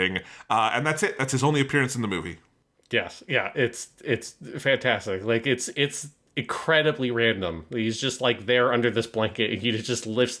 And it's like, it's a very confusing moment, because you're saying there's, like, why is Yuta lifting this blanket up? What's going on? And this, like, and then Ishiki's there, like, oh, right, this guy. this character existed. It is so funny, just because it always felt like he was. You would have assumed after season 1 he would be an ongoing presence in the series. And it's like, no, they just sort of, like, kept him around vaguely as a joke in a handful of scenes, and that's it. It's good stuff, though. Yeah. And then I think we've covered most of the rest of the movie. I think the only scene we haven't really broken down here is the finale on the boat with the big kiss. Yes. And I think the most elaborate CG shot we've seen from KyoAni so far, which is a massive spinning camera move around them. Yes, and I will say, while a lot of the dramatic stuff in this movie fell flat for me, I did feel a lot of catharsis from them finally fucking kissing. Kissing, not fucking and kissing, just kissing. Yes. I've got some, doujin I can read if I want that other part of it. But as someone who, watched season 2 more or less in real time and has been waiting for 10 years for these two characters to actually fucking kiss, the payoff on that's like, fucking finally, Jesus Christ. And there's a couple of little smooches, and it's a very nice scene. And then yes, they get embarrassed, they do their Chuunibyo thing. This is like a good example of them using the Chuunibyo thing in a dramatic scene, where this emotionally makes sense to me. It's like they're embarrassed by their physical intimacy, so they're running to that as like a cover to have fun, and to deal with their embarrassment. I'm like, okay, that makes sense. And then the lights come up, magically, seemingly, almost as if summoned by them. And there is this great moment where they turn to each other, they stick their arms out cartoon character wide to hug and embrace, just go, Rika, Yuta! And then they embrace, and yes, you have this big, crazy, romantic, ridiculous big spinning shot that just goes around and around and around and around them up into the sky, staring at then a magical circle that's in the sky, and then it cuts to Toka, who is seemingly miles away, looks at her phone that she got a text from Yuta, and the text reads, I want to, even though I'm Chuunibyo, I want to be in love, or whatever. Chuunibyo de Makoi ga Shai, the title in Japanese, and then boom, you get your title drop with the whole logo. And you get the Sparkling Daydream song comes back in, yes. The season 1 theme song. We always love this here at this show, at Weekly Suit Gundam or Japanimation Station, whatever incarnation we're in, where you, at the very end of your series, you go back to the very first theme song. That's how you do it. That's how you end a show. And I think it is a good edit, because you get a whole montage of that over the Italy stuff. I do just want to back up a second. That shot that is the big spinning shot around them is spectacular. I don't know. Like, honestly, it's a level of technological sophistication you don't usually see from KyoAni. Like, KyoAni is a very traditional studio. Like, their artistic sophistication is off the fucking charts and unparalleled, but it's usually very traditional. We've noted the couple of moments where they've used CG, and there's some really impressive ones, like in Hyoka, where you have, like, the movie that they have to do a lot of CG so that you can see kind of the handheld photography. But this is a 20-second shot with no cuts that goes around those two characters, like, a billion times. It pushes in on them while it does it, and then it comes back out.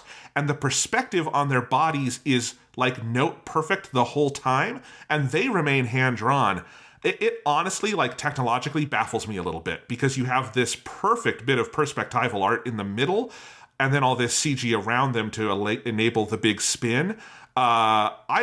I know this is a running gag at this point, but I might have to mention this in the chapter I'm writing on my dissertation, because I already had a paragraph where I was writing about some similar shots in Kimetsu no Yaiba, and just like, this is a different kind of technical sophistication than we've seen before, because the characters remain flat 2D planar drawings in the middle, but they also sell an illusion of having 3D space because the camera spins around them, and that is a kind of paradox that breaks certain paradigms of spatial relations in cinema that we don't have words for. And this is actually possibly an even better example of it than the couple of Kimetsu examples I had. Like, it's spectacular. Yeah, because I counted it spins around them 9 full times, which is like a lot. Like, it's kind of a crazy shot. Like, if you tried to do this in live action, it would also look like fucking bonkers, because it's just it's a very technically complicated image you're showing the audience, and I think it's the way that they keep it, like, sort of you can follow the action in a way that's very clear. It doesn't feel disorienting, but they also keep the shot dynamic because they move out of that center axis of the frame and then come back into it and back out of it. Like, it's such a cool dynamic shot with all this different motion going on that, yes, as a culmination of this relationship, of this moment you have been fucking waiting for forever between these two characters, like, season 2's weird, like, do we want to be lovers or not? And, we want to, like, not have a relationship that's defined by those terms. That's been kind of jettisoned at this point. They're just like, fuck it, we're just going to make them kiss.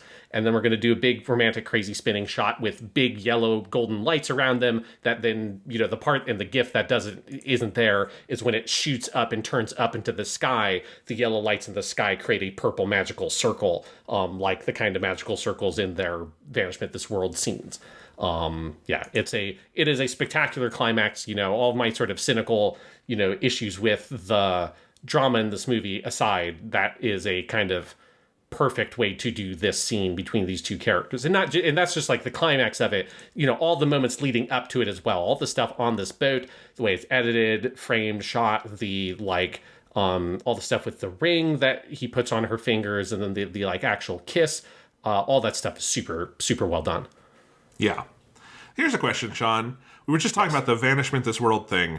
The Sentai Filmworks set we have for everything other than this movie, translate that as Vanishment This World. Yes. And then for the movie, they say Banishment This World. Now, the reason for that is because V and B are the same sound in Japanese, in katakana. What do you think, in your expert opinion, they are saying there, if you were to make a definitive declaration? I know exactly. The movie has mistranslated it, because the ending theme for season 2 is called Vanishment This World, written in English in the Japanese version. And in fact, if you're taking that as your evidence, I would then argue that also all the I's in that phrase, Vanishment This World, should be replaced with exclamation points, because that is also how that song is stylized. And so if you're doing it properly, it should be Van exclamation point Schment, the exclamation point is world. That is how you should translate it, in my expert opinion. My question, to be clear, this doesn't matter that much. Vanishment is not a word, but banishment means the same thing, so it's fine.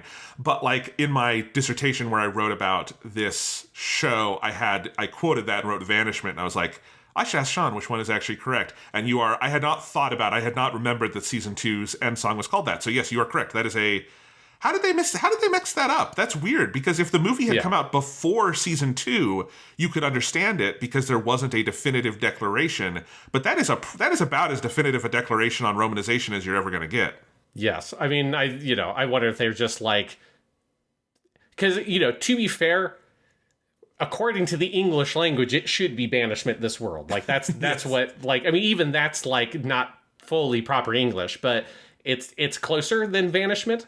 So it is, like, when I watched season 1, my instinct initially was that vanishment was a weird mistranslation until I looked and then saw that this was like before season 2, where we rewatched season 2, where I looked and saw like, oh, okay, well, that song title clearly means it has to be Vanishment This World. So I can kind of understand it. But yeah, if you're a professional translator, you assume that they would look to double check, and then you stumble upon that vanishment thing very quickly. I also suspect that there are likely other sources that make it clear it's Vanishment This World as well. Yes. Like, that's just a very easy one that's publicly available on a Wikipedia Probably in the page. fan book. And, Yeah, but I assume in a fan book or in other places they probably have a that written in English somewhere else as well. Yeah. So anyway, weird little issue. That Sentai Filmworks set is great, other than there's just this one little thing where a like key term is translated differently on one disc than the other like 7 discs, which is just unusual for a set like that. Yes. Then a couple of scenes we haven't talked about, because we still have the scenes in Italy where Yuta meets God, which is fantastic. I wish that he spoke, because I wanted to hear Hochu Otsuka just speak in Italian, because I assume that this is just some Italian gentleman. But I like the idea that this Italian gentleman was canonically saying all the narration in season 1 somehow. Yes, that's my headcanon for sure. We get Chento back, which is good. I just like always having Chento there. She's cool. I wish she was wearing her Japanese kabuto helmet at the wedding as well. She's got a cute little dress. And then you have a great ending where Toka says, "This is your room key, like no more cohabiting," and she throws the bouquet up in the air. Rika chases after it. You get these great freeze frames on all the characters as Rika, tragically, leaps to her death. It's a shocking ending at the end of the movie. You didn't think it was going to go this way. Thought happily ever after, but no, she actually jumps over the edge of this little kind of church or whatever they're having this wedding at, over a cliff overhanging the ocean, where you also see a bunch of big rock outcrops there. So presumably the water's not very deep. She does get the bouquet, but she'll have to marry Yuta in heaven, because that's one dead girl. I made the comparison when we reviewed season 1 to American stories like Bridge to Terabithia, where girls like Rika always have to die. But imagine if Bridge to Terabithia was actually a trilogy of books where they go through all of high school together, and then only at the end, at the girl's older sister's wedding, does she fall to her death, and that's how it happens. And then there is no commentary on it because the story is over. It would be the most bold ending of any piece of fiction ever. If she just actually leaped to her death in the ocean in Italy. But she got that fucking bouquet. I mean, it's a hell of a jump. If you look at the image, she is out there. Holy shit. Maybe she actually did have magical powers, because that's she just launched herself. Well, in your heart, he makes everything possible theory, we can Yes. explain this. Yeah. It's true. Yes. Yeah. And then, because that, they don't want to leave the audience hanging, they do give an epilogue that confirms that Rika survives this. Obviously, they're not actually trying to tease that she's dead, but it did occur to me, immediately on that scene of you're not surviving that fall. I mean, that's a harsh fall into some rocky water. Yes. But you do have to, every Love Chuunibyo and Other Delusions thing has to end this exact way, where you have to do a title drop where Yuta says Chuunibyo de Makoi ga shitai, and then you have to have an epilogue after the credits where you echo the first scene from season 1, where Rika comes down on the balcony and says, "Do you want to see my eye?" That is how season 1 ends. That's how season 2 ends. That's how the movie ends. It's just a contractual obligation, is it has to be in that sequence. And then you have, this big, nice end card that just says the end. I wish more movies did that. Just, Yes. big font, just it's over at the end. It's time to go home. We finished it.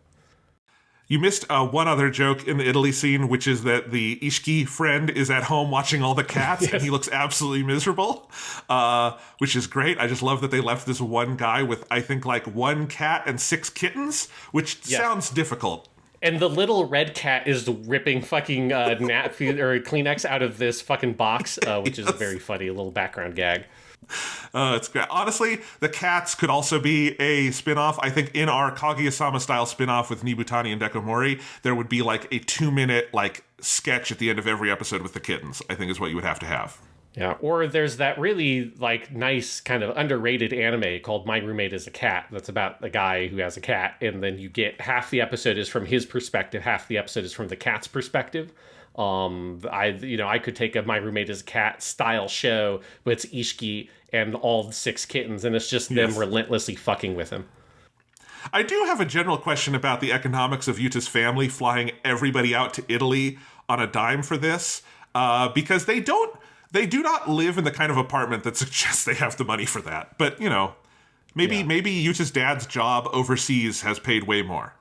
Yeah, I mean, we never did see Yuta's dad, who's working out in Jakarta, where the mom and the youngest sister went to go live at.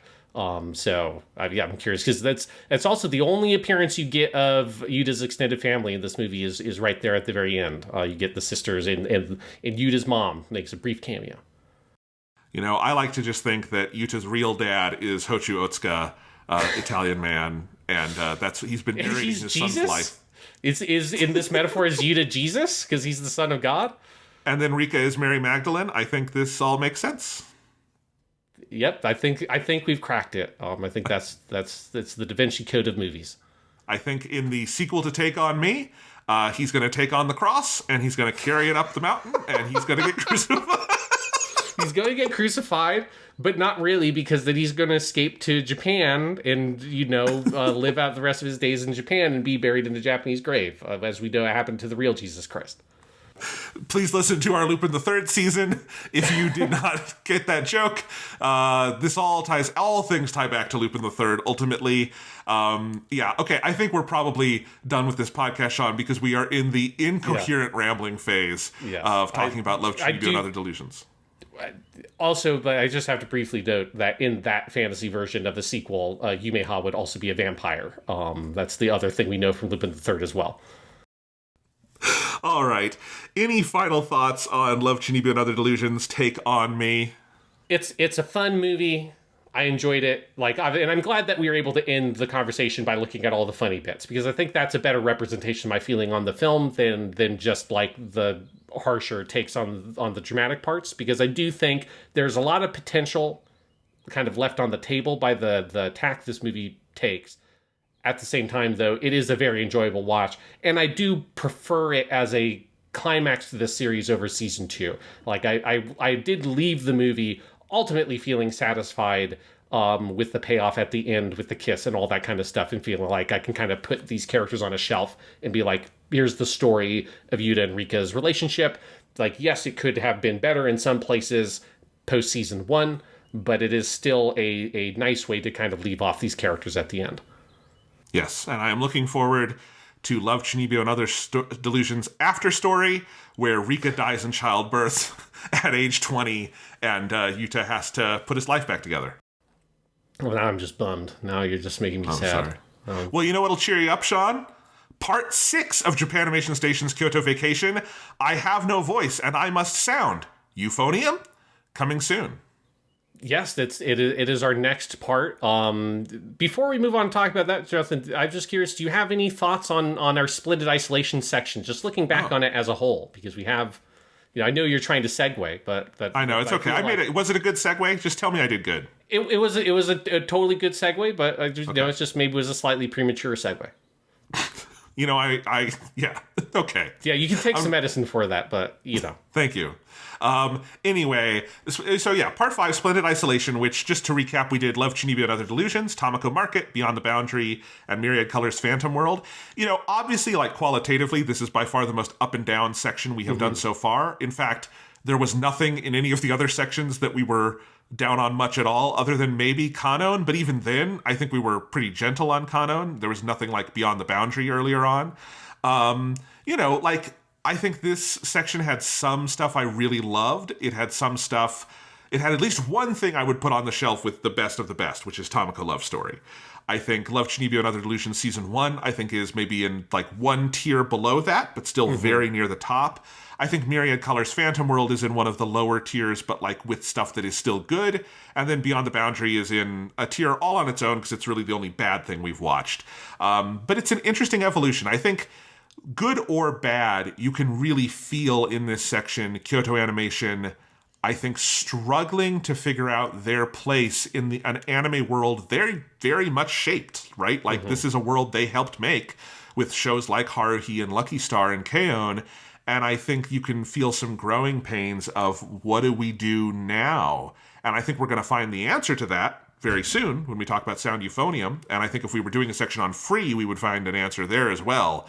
But you can feel a lot of experimentation here. Yeah.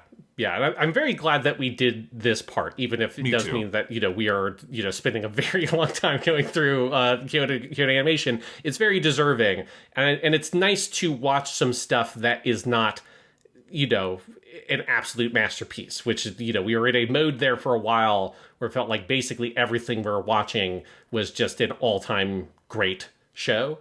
And there's a lot of stuff in here that's close to being that. I think, I personally would put Tomoko Market there, but I also recognize that for most people it wouldn't go on that ranking. Tomoko Love Story, certainly, but I'd also, for me personally, put the TV show.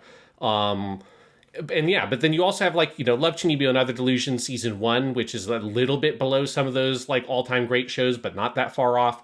Myriad Colors Phantom World, which is a couple notches below that, but it's also still a very enjoyable anime. But yeah, this kind of interesting scattershot of different kinds of shows that, initially I cut out largely because they were shows that was hard to fit into a larger topic until I realized looking at it, it's oh, these all have kind of this interesting underlying connection in their production of this period of Kyoto Animation trying out this different production model that's very strange and unique of publishing light novels and then using those as the kind of seeds from which they sprout all these original shows. Then obviously Tomoko Market being this sort of exception where it's a completely original show. But everything else here was this weird fusion of these different kind of roles that Kyoto Animation has taken at this point in anime history, both as a producer of anime and a publisher of other content.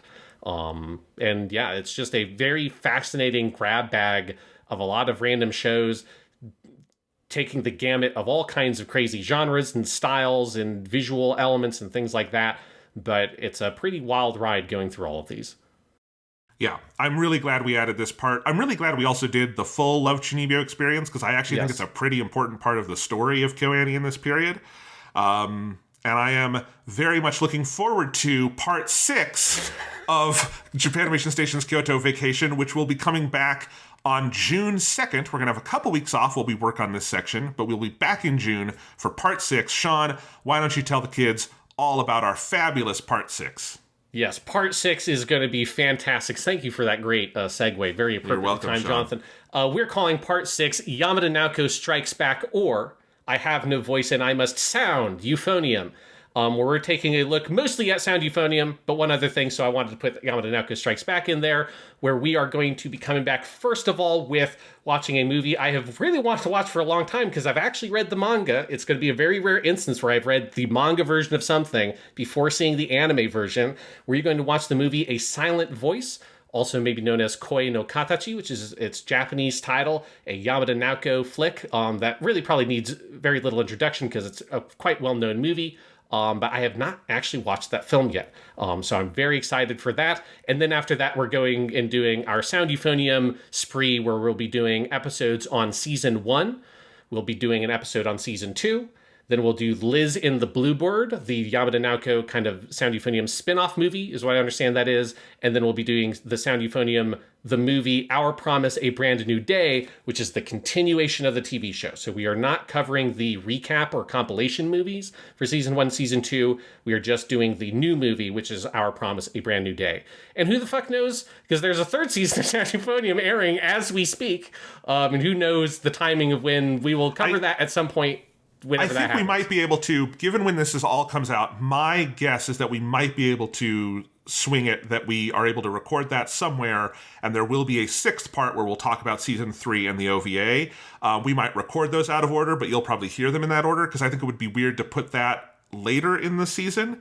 And I'm starting this off in June because the show should be ending sometime in June. So we might be able to make that happen. But you will find out. Yes. So season 3 is a little bit of a question mark. We will, we definitely obviously want to cover it because it's very serendipitous that it is happening right now. But I am tremendously excited for this part of Japanimation Station's Kyoto Vacation, because this is the first part where every single thing we are watching is something I have not seen before. So I have, other than me having read the manga for Silent Voice, I have very little idea of the specifics of anything we're going to watch, outside of there's going to be some bands playing things. There's going to be some brass instruments. There's a girl with a cute, kind of bob curl haircut that I've seen that's on all the artwork for Sound Euphonium that I assume is the main character. But I know precious little about this whole series.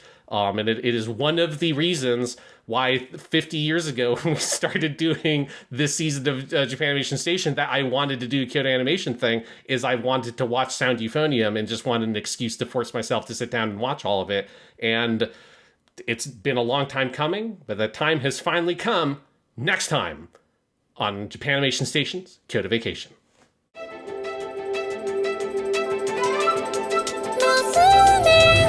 独り立ち物語を紡ぐキャリアを選んで成功してした意地でなんとなくここの見るが潜れ自由がき続け